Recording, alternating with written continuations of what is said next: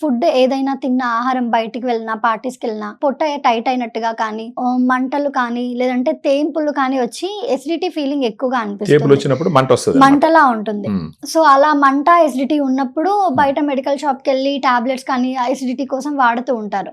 అవి వాడితే వాడినంత వరకే తగ్గుతుంది, వాడడం ఆపేస్తే మళ్ళీ వస్తుంది. అవి పోనీ అలా కంటిన్యూ చేద్దాము అంటే అలా లైఫ్ లాంగ్ కంటిన్యూ కూడా చేయొద్దు, వాటి వల్ల సైడ్ ఎఫెక్ట్స్ కూడా వస్తూ ఉంటాయి. ఈ ఆహార వాహికలో మంట ఎసిడిటీ తగ్గించడానికి ఏదైనా సొల్యూషన్ ఉంది అంటారా?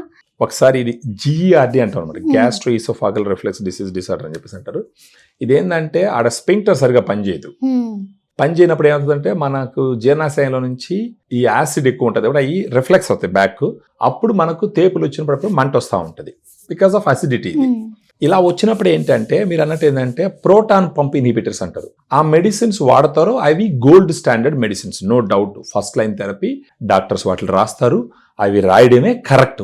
జనరల్ గా డాక్టర్స్ ఒక 4 to 8 వీక్స్ రాస్తారు. కానీ అన్ఫార్చునేట్ గా ఒకసారి డాక్టర్ ప్రిస్క్రిప్షన్ రాసిస్తే మన వాళ్ళు 4 to 8 వీక్స్ వాడి మళ్ళీ ఆపినప్పుడు మళ్ళా వచ్చిందంటే వీళ్ళు దాన్ని తీసుకెళ్లి చూపించి మళ్ళీ అదే తీసుకొని మళ్ళీ అదే వాడుతూ ఉంటారు.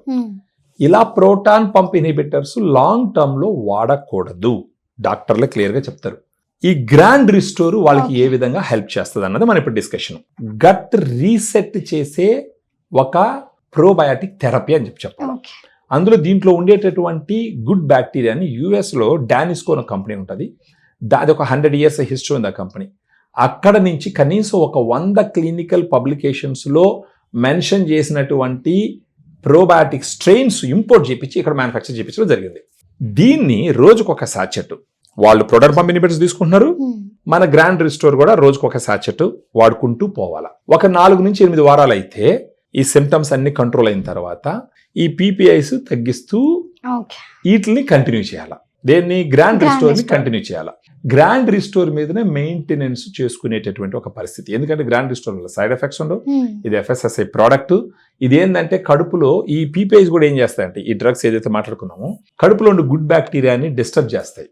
దానివల్లనే బ్లోటింగ్ రావడం, కడుపు ఉబ్బరం రావడం, తర్వాత డైజెషన్ సరిగా కాకపోవడం, కాన్స్టిపేషన్ రావడం అంటే మలబద్ధకం రావడం, గ్యాస్ పెరిగి అది పైకి రావడం, దానివల్లనే ఈ ఫుడ్ పైపులో వచ్చి ఆ మంట ఎన్ని రావడం జరుగుతుంది.